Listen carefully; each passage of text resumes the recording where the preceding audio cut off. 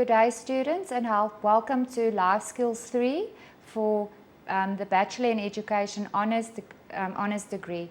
I'm Ms. Poseidonhout, and as you can see, my details are on the first slide, and you are welcome to email me or phone me or SMS me on the number that's on the screen right now. Now, the idea for today's presentation, which is part 1, is to give you an idea of what the subject Life Skills 3 entails. We cannot discuss all the content of the subject, but we would like to offer you a summary and point you in the right direction, especially with regards to what the most important information in your guide is. Now let's go further and have a look at the content of the subject. First of all, if we look at Unit 1, which is the policy features of life skills in Namibia. That's one of the units I will be discussing today. Then we go over to Unit 2, which will deal with the selected content of the senior primary phase and related teaching methodology issues, which will also be part of today's presentation. The other units will be handled consequently in the next presentations. Before we start to look at some content, it's very important that you familiarize yourself with how you should use the study guide, especially with regards to the time that's required for each unit, and especially the learning outcomes for every unit, which is stated explicitly before each unit starts. Also look at the study support that's available, not only the additional guides or sources that you can contact, but also what is available at your IOL center. Have a look at the module assessment policy and the verb thinking processes so that you can handle each task accordingly. The prescribed textbooks, as I said, and the references in your IOL center. And then very importantly, also familiarize yourself with what plagiarism is, so that you do not make yourself guilty and are penalized because of that. There's also icons that are used in the study guide, and it will make it easier for you if you familiarize yourself with that before you start working and preparing yourself for the assessments, the assignment that you should complete, as well as the one examination that you are supposed to be writing. Unit 1, as I said, it's the policy features of life skills in Namibia. Now, in 2004, something very important was proposed. And if we have a look, the first bullet says that we start teaching life skills as a subject in Namibian schools as from grade 5 to 7, one period each per week.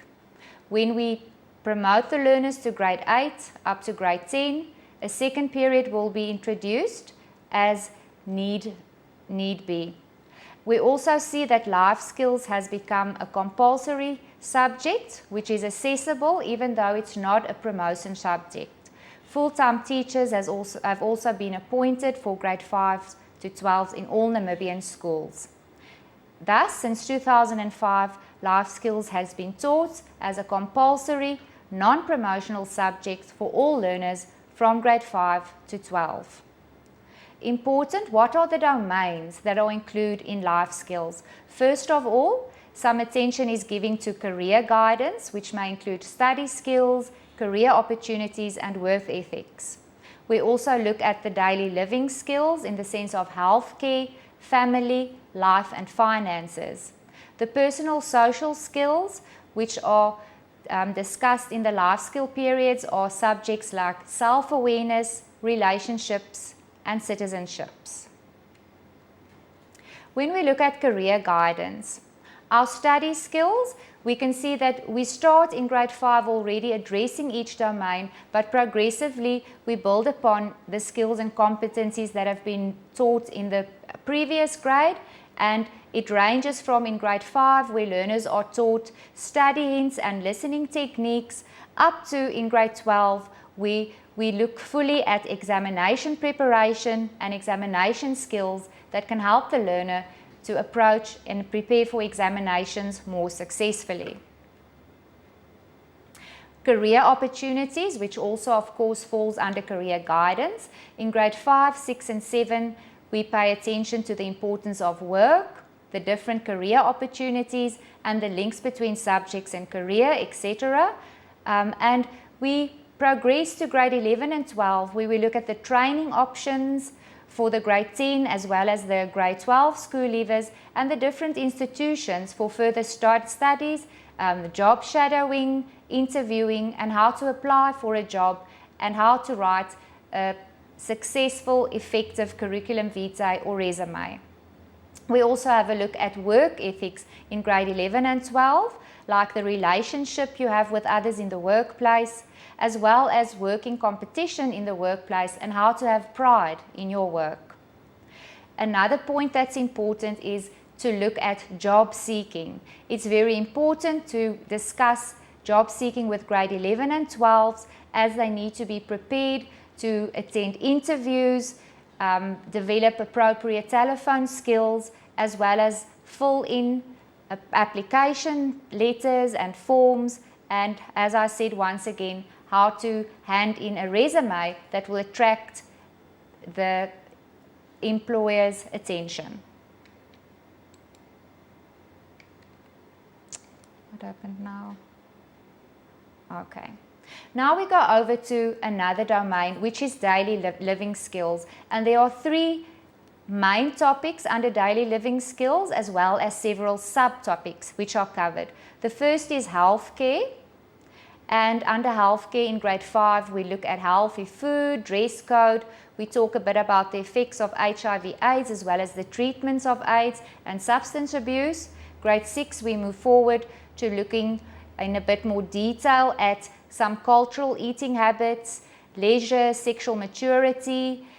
Once again, we look at attitude, stigmatization, discrimination, and people with HIV/AIDS, as well as some talk about substance abuse and how to handle first aid. In grade 7, we build further upon the same topics, but we also add some of the specific diseases which are a concern, like hepatitis and alternative health practices, how to deal with sexuality, especially your morality, and how it's dealt with, for instance, sexual preferences. And we also again touch upon HIV/AIDS and substance abuse in detail. When we move on to grade 8, we look at personal health, sex and sexuality, attitudes towards sexuality. So now we're going to, as the child is now, the learner is now more ready to talk about a topic that goes more into depth, we can also deal with sexual preferences, as well as peer pressure, which starts playing a very big role then, intimate relationships, as well as sexually transmitted diseases, counseling of HIV/AIDS, also some of the effects of AIDS, tuberculosis, and once again you can see substance abuse features.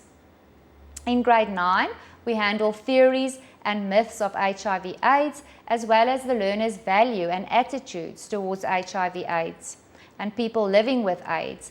We also talk about how to care for and support people with HIV/AIDS, and then we look at stress in general, what are the symptoms and how can we handle stress in our daily lives.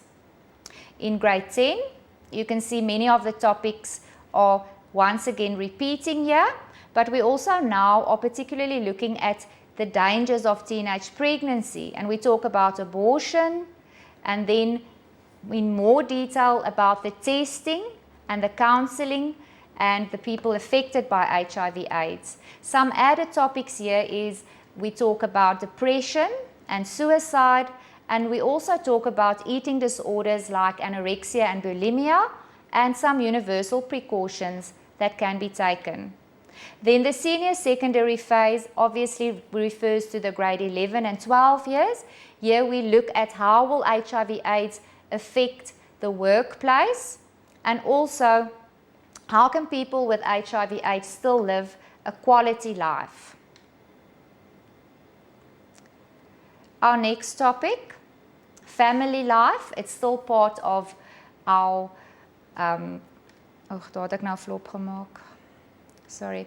Family life, it's also part of our daily living skills, and let's have a look at what we handle here. I'm just going to very shortly go through this. You need to concentrate on this in your guide because every aspect is important. It's a lot of content. There's not something specific that can be left out. In grade 5, the family life and the Namibian culture and being part of a family structure. We also talk about child abuse there. Grade 6, how to cope with separation and divorce in a family, the death of a family member, and also domestic violence and safety at home, which are real issues in Namibia, as we all know. In grade 7, the effects of single parenthood. Grade 8, gender roles, different types of families, family needs and family conflicts. In grade 9, we focus on early and arranged marriages, preparing for marriages, roles and responsibilities in the family, and family relationships and family planning. Grade 10, discipline, abuse, harassment, and specifically the different aspects that we have to deal with in the case of a rape. Grade 11, how to be a responsible parent, and in grade 12, more knowledge on orphans in the family. The third part, finances, which also falls under daily living skills. Now we know that people often struggle with debt and how to handle their finances, and therefore we also need to teach learners from an early age how to handle their own money. In grade 5, we talk about the value of money and how to exchange goods between friends and other people.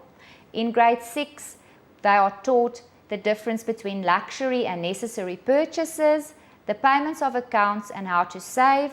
And in grade 7, they already learn how to bargain and also how to physically draw up their own budget. In grade 8, the focus is on unemployment and the importance of keeping financial records. Grade 9, entrepreneurship and entrepreneurial opportunities, as well as different banking facilities. Grade 10, different resources for loans, hire purchase, how to save money, and the necessity of insurance. In grade 11, learners are taught a very important skill, how to complete tax forms as well as how to write a testament. And then finally in grade 12, when it comes to finances, they learn about bursaries, how to apply for a bursary of course, and what are the loans and grants that might be available for them when they go and study further. And they also are taught about medical aid schemes and pension funds. Thus, personal social skills, which is the third domain in the current life skills syllabus, is the third and the last domain that we look at. And the first important personal social skill is self-awareness. And that can be summarized as being aware of the self and how to be meaningfully form a part of society.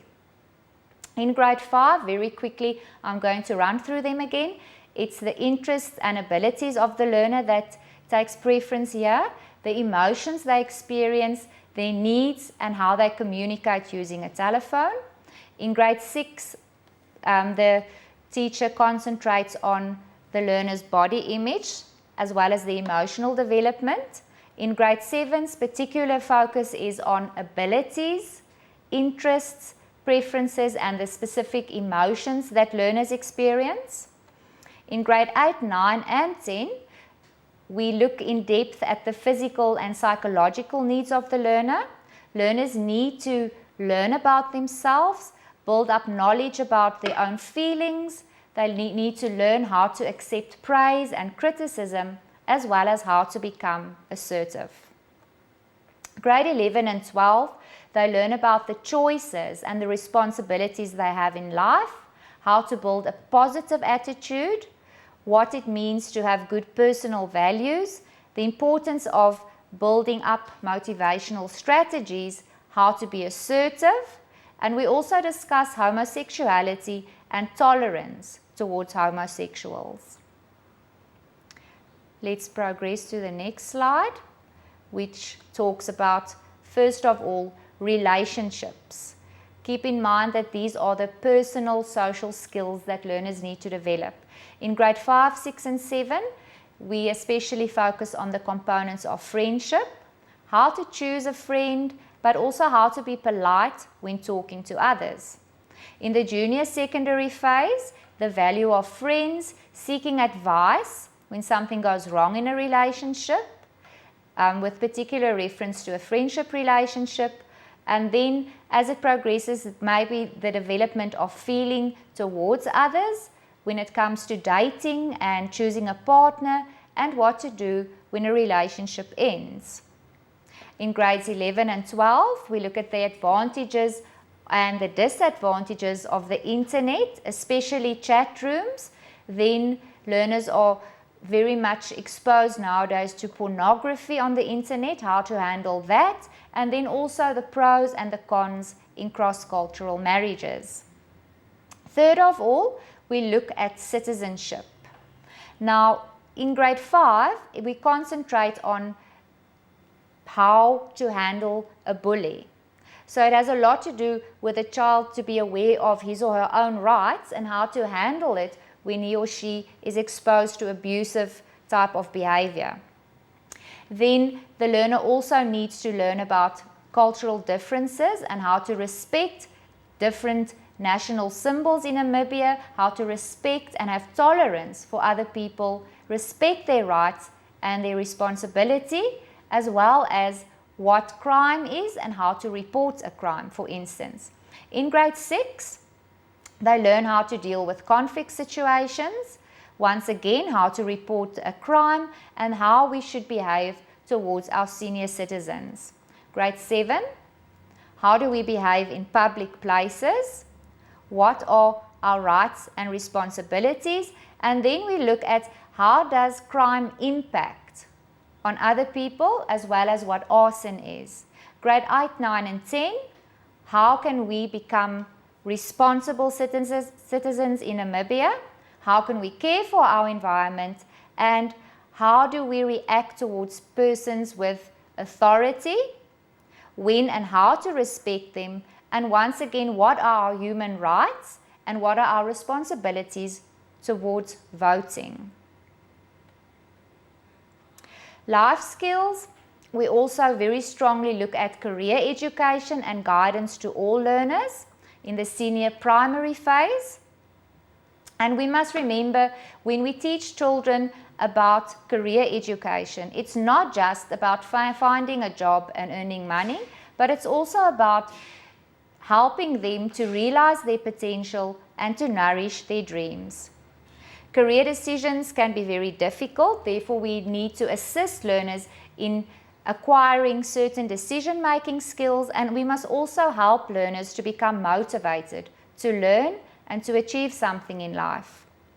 There we focus on the importance of work to society, as well as the changing needs for workers.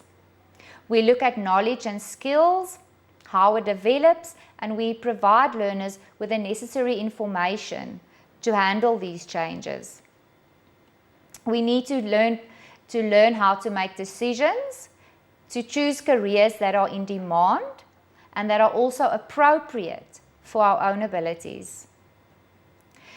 We see that to make adequate and effective decisions is something that a child or a learner needs to be taught. When we say that we teach learners to be motivated, we focus strongly on intrinsic motivation. That means we need to help learners to acquire motivation that comes from within and that they are not dependent on extrinsic factors for motivation. Every learner should aim to develop his or her competencies to the best of his or her ability, and they should also be able to set relevant goals for themselves. There are so many challenges that our young people face today that makes it especially important that we empower young people in life skills to cope with all of these challenging situations.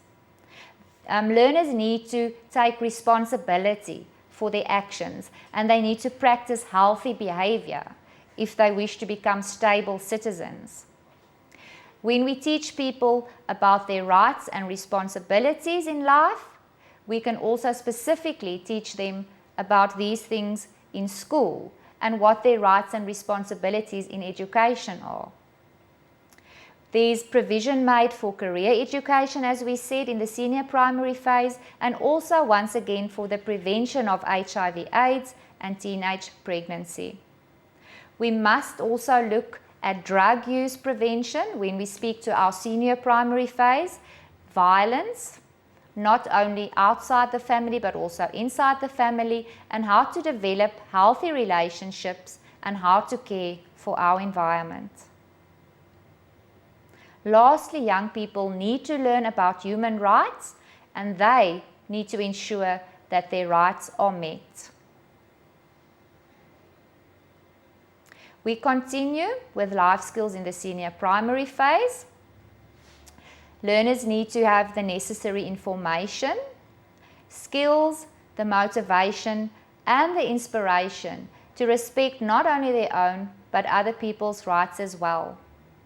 They need to develop the skill of critical thinking, to apply it together with problem-solving techniques, and also to identify when there's discrimination and injustice in society.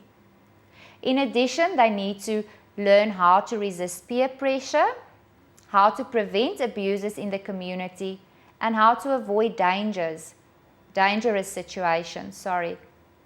They need to acquire skills to reduce prejudice and to increase tolerance for diversity, to develop skills to identify and to implement peaceful solutions for resolving conflict. They should also be enabled to help prevent crime in their community to ensure a safe environment for all.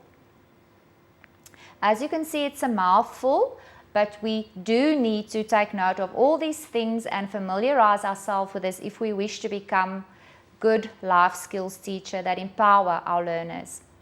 1.3, we look at life skills in the senior secondary phase. Now, they touch upon the skill of listening.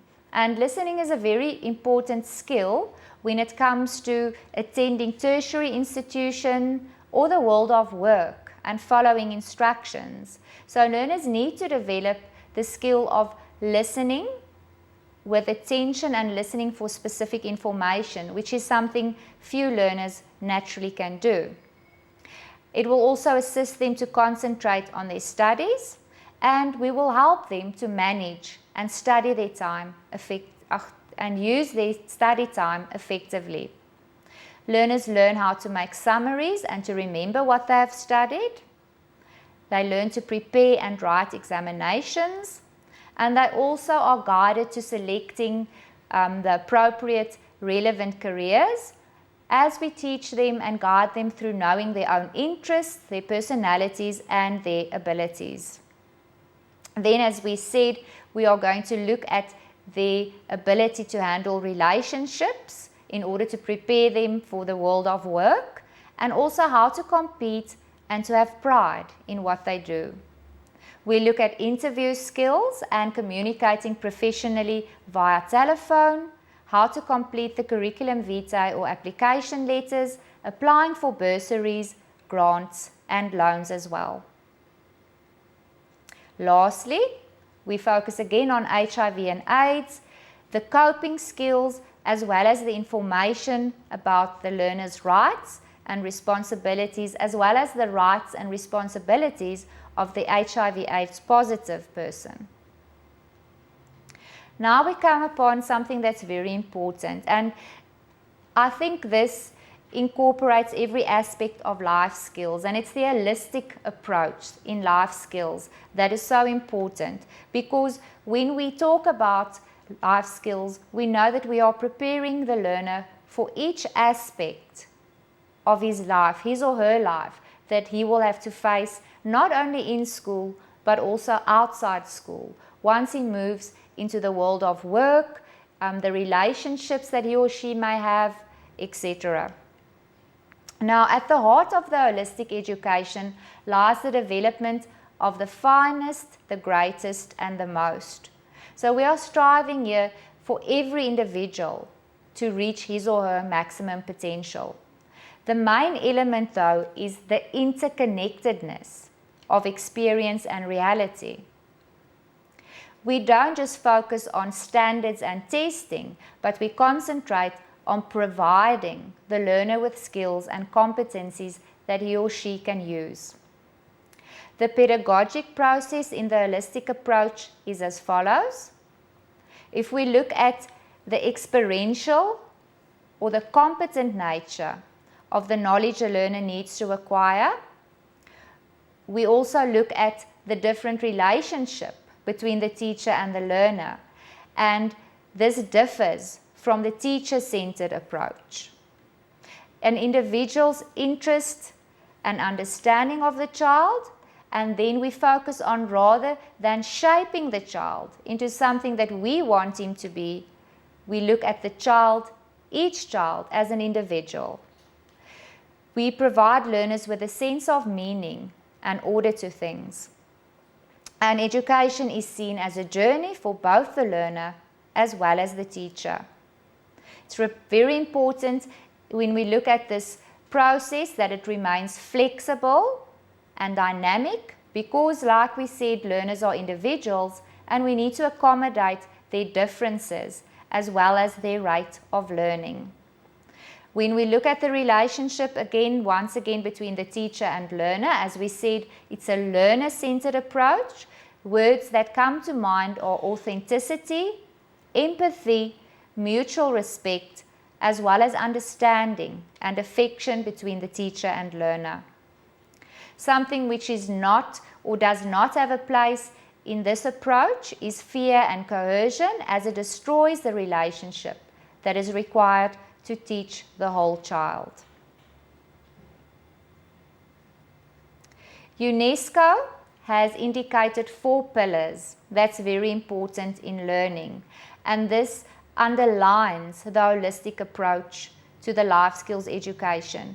First of all, the first pillar says learning to learn. And what does that mean? It means that the learner should be taught to ask questions, to search for knowledge, and to see learning as something that will empower and bring consciousness and a way to exercise his or her own skills.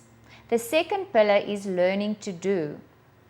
Now, learning to do refers to the fact that we can make a change in society through intelligent and responsible actions, and that we have a calling to do productive work, to adapt to the needs of work, and also to be able to work in a team.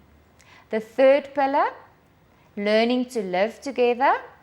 Learners need to know how to respect one another, and that they should be taught how to be responsible towards others, and also how to cooperate, thus work together with others, and acquire the skills to overcome prejudice, dogmatism and discrimination, as well as authoritarianism, and discover that the differences in others, the uniqueness in others, is where the value lies, and then find ways to share purposes throughout life, whether somebody differs from them or not.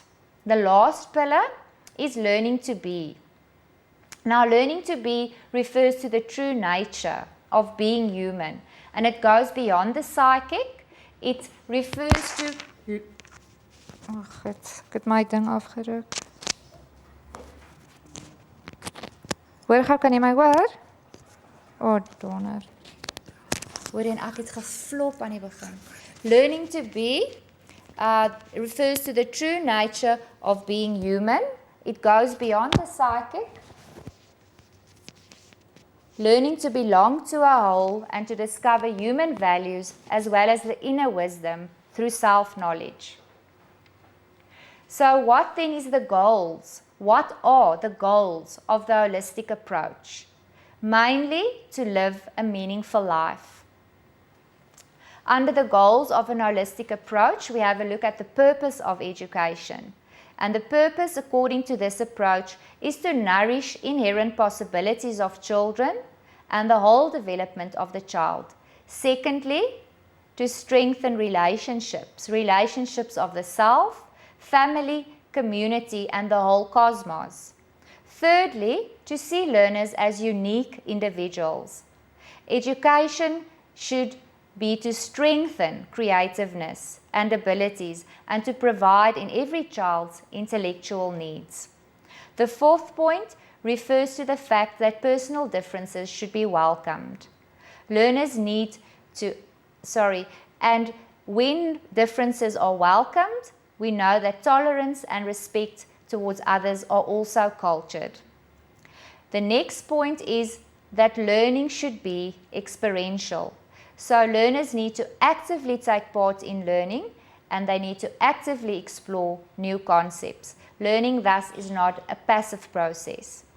The second last point under the goals of the holistic approach is the democratic values that are important and that should be there to empower learners to participate in a meaningful way. Last of all, let's remember that learning does not take place in isolation and that each learner is a global citizen. 1.5.1, let's have a look now at the learning outcomes for grade 11 and 12 according to the life skills syllabus. Now, what are learning outcomes? If we quickly have a look at that, it's the knowledge, the skills, and the attitude that a learner needs to be able to do or accomplish at the end of the lesson. The focus on teaching learning assessment relationship, the emphasis is on the measurement of experiential learning and the development of lifelong learning.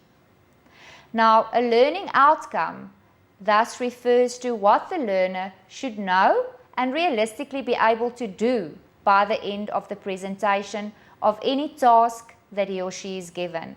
That's why we see when we set out to write a certain competency that should be mastered, we usually go out by saying by the end of the phase or by the end of the course, learners will be able to. The learning outcomes in grade 11 and 12 syllabus are actually the outcomes that the learners, I said that wrongly. The learning outcomes in the grade 11 and 12 life skills syllabus are actually the competencies that every learner should be able to achieve. And what is meant by a competent person? It is somebody with sufficient skills, knowledge, and understanding. We can also describe the level or extent of competency as the capability that a person has to demonstrate or to perform a certain skill. Competence in learners should be able to be measurable as well as accessible. 1.5.2, the objectives in the senior secondary syllabus. Now, here I would like to refer you to the 2009 life skills syllabus. You do need to have a look at all the objectives in the syllabi so that you are familiar with what the competencies are that they expect learners to achieve by the end of each phase. Let's continue now to the value that life skills has as a subject. As I said in the beginning, we are preparing learners for life. And a definition of the value of life skills could be, in a nutshell, described as life skills are those abilities that help to promote mental wellness and the development of competence in young people as they face and learn how to cope with realities in life. Thus, we need to know, and learners need to know, what the importance of life skills is for each of them. They need to develop these life skills. They need to be able to translate their knowledge, attitudes, and values into healthy behavior. They also need to acquire an ability to reduce health risks and adopt healthy behavior. Very importantly, learners need to learn how to say no to peer pressure.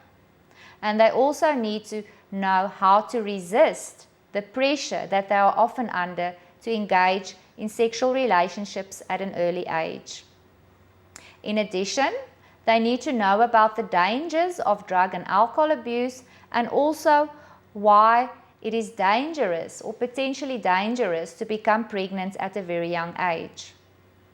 We need to teach them how to solve their everyday problems as well as how to handle conflict. We need to help them, guide them towards choosing the right friends and also which characteristics they need to look out for in the right friends. And what to do, as we said, when a relationship ends. Next, when we come to study skills, learners need to learn how to make summaries, how to scrutinize text to find the important facts, and also how to memorize what they have studied. Learners need to learn how to communicate, how to listen, and they also need to learn about tolerance. They must learn how to display respect towards different cultural groups. Lastly, especially important to empower girls to avoid pregnancy until they reach physical and emotional maturity. I think by this time it has become clear to you that many of the topics overlap between the different domains. So there's not a clear distinction, especially when it comes to HIV/AIDS, when it comes to relationships, when it comes to sexuality.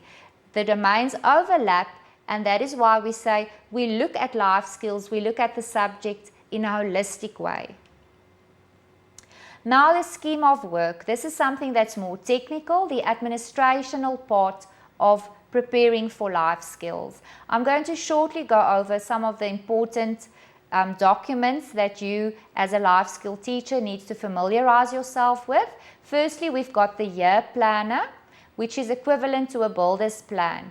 It's a working document, which means you can change it from time to time as needed. You plan for the year. You have to indicate every week and also the dates of the weeks. You need to indicate how many periods you're going to use for each topic and also see how many are available and how many weeks you will use for examination or for tests. Now, if you look at Annex 1 in your study guide, you will see that they provide you with a year planner that you should use. And also, once again, if you look at Annex 4 in the Life Skills Guide, you will see that you get a life skills preparation form.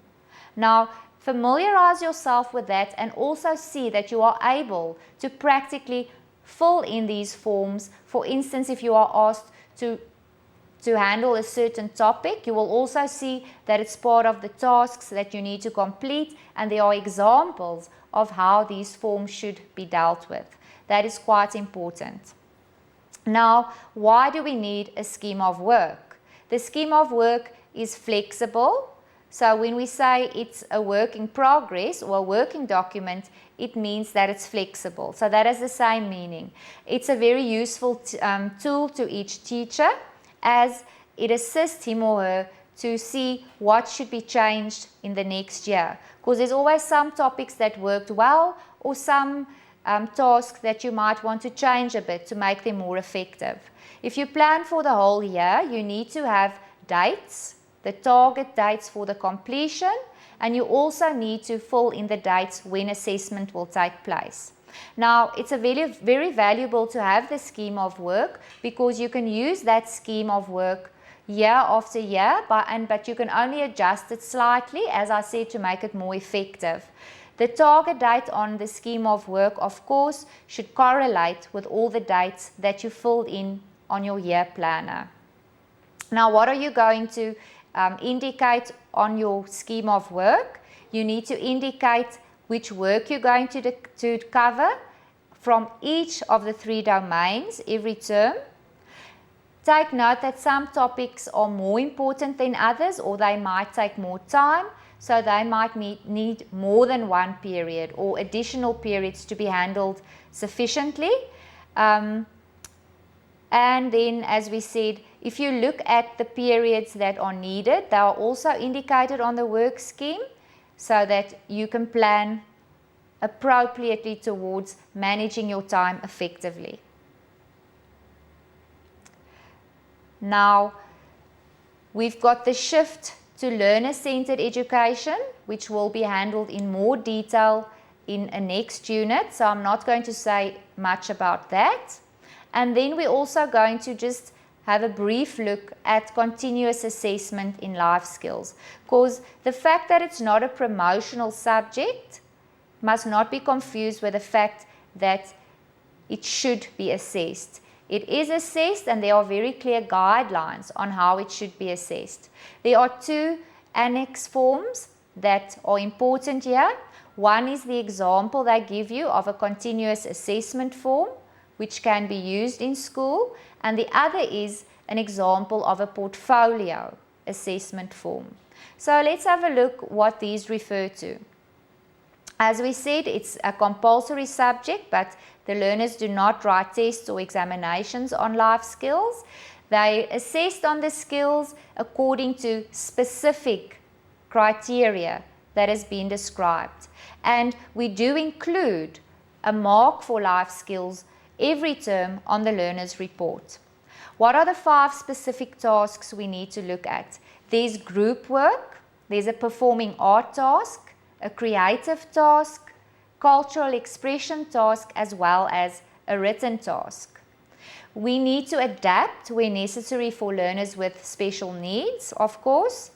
And if we look at the amount of times we're going to assess the learners, they need to be assessed twice every term. But now we see that there are only 5 areas in which they are going to be assessed. That means that one of the areas can be assessed twice during a term, or during the year rather. Yes, I just said that. One task can be assessed twice during the year. Importantly, for the grade 10s and 12s, they will only be assessed during the first and the second term as they're writing their final exams. So the mark that's included for them will only be for 4 tasks completed. A learner cannot get a 0 for any assessment task. That's something to note. The lowest mark that can be given for a task is 2. Lastly, the purpose of the assessment is to observe whether learners have participated voluntarily. Look at the way they interact. Is it with confidence? Do they listen and respond? Look at their decision-making skills, their ability to solve problems, and also the pre-knowledge each learner has. It's very important that mostly in life skills, in assessment activities, there's not a wrong or a specifically wrong and a right answer. Each learner should be not judged, it's maybe the wrong word, but should be assessed individually and according to the context in which they are being assessed. Now we look at criteria when we assess learners in life skills, and here the heading is selecting 2 criteria. So when we assess learners in any activity in life skills, we look at 2 criteria, and or not just one, and there's a specific reason for that. Learners all are unique. Like we said, they have different personality traits, they have different abilities and skills. So sometimes while a learner might perform badly in one criterion, he might do well in another. So in order to give the learner the best possible chance to obtain a good mark, we always assess more than one criteria. What are the criteria selection? We look at role play, goal seeking, decision making, pre-knowledge, to listen and respond, creativity, as well as expression. How do we assess specifically? Here's a very short step-by-step list that will help you to determine each learner's mark by the end of the year. First of all, you choose the task, of course, and the 2 criteria you would like to assess. You can do it by means of taking a class list and write the 2 criteria that will be assessed in that specific period. Select the specific learners, because we know in one period it will very seldomly be possible to assess every learner. So you choose your specific learners you would like to assess that period, and you group them. And now that will, while everybody is busy completing the activities, it will give you a chance to focus on the specific learners in question. You use the selected criteria and you can give each learner the marks that you feel they are entitled to. Now, when it comes to the next period, you can again assess the learners who have not received marks yet. And what's also good to note here is that you don't need to choose exactly the same criteria for every single task. It may differ from one period to the next. The most important thing is that every learner receives a mark for different criteria, for each of the criteria in question. So while one group of learners might have a mark for group work in a certain subject, or rather about a certain topic, others might have a mark for performing arts there. All learners must have all 5 tasks assessed. That's the important thing. And when we look at the end of the year in term 3, for the following grades, in other words, not those that write external exams, the grade 5 to 9s as well as the 11th, you will take the continuous assessment marks of the 3 terms plus the mark that they have for the portfolio, and you will divide that by 4 and get a year mark, a percentage. So in other words, perhaps each of these will count 100. Each term you'll have a percentage, plus you'll have a percentage for the portfolio. Getting the average of those 4 will give you the final mark that appears on the learner's report. This brings us to Unit 2. Now, just to summarize, Unit 1 didn't go into detail into any of the domains that are dealt with in the Life Skills 3 module. It gave an overview of what is handled in each and every grade and each and every phase in school. As from Unit 2, we're going to look more specifically at what learners are taught in life skills. Now, this heading is the selected content that we're going to look at from the senior primary phase, as well as the related teaching methodology issues that are of importance.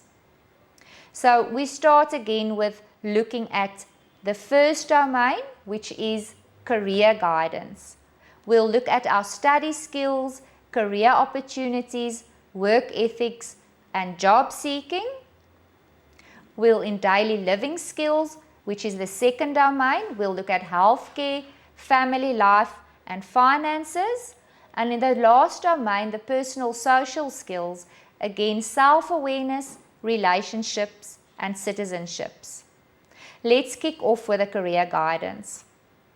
The listening skills, as we said, is important. So that's repeated from what has been said in Unit 1.